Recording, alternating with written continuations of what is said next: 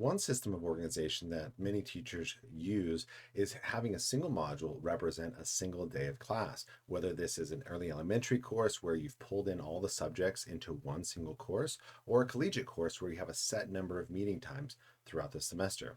The reason why it's so popular is that it most closely resembles in-class learning. I know that if I learn on Monday, September 6th in class, I can look on Canvas on Monday, September 6th module for whatever work I need to accomplish, as well as any resources that were given.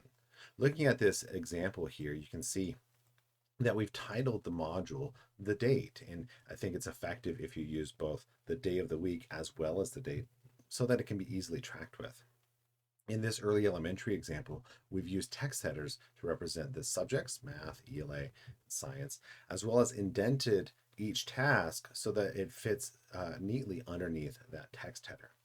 Now, much like you would in an in-person classroom, if you were not able to get to a particular task or assignment, it's very easy to grab hold of that task and move it down to the next day, or up if you use a reverse order of your modules. Okay.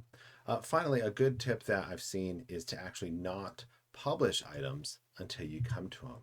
And so your day might look like this, where you have just the subject published that you're working on now. And then as you come to ELA or science, then you go ahead and publish it for students. Now, a downfall of using a single module for a single day is that you are going to end up with many, many modules throughout the semester or year.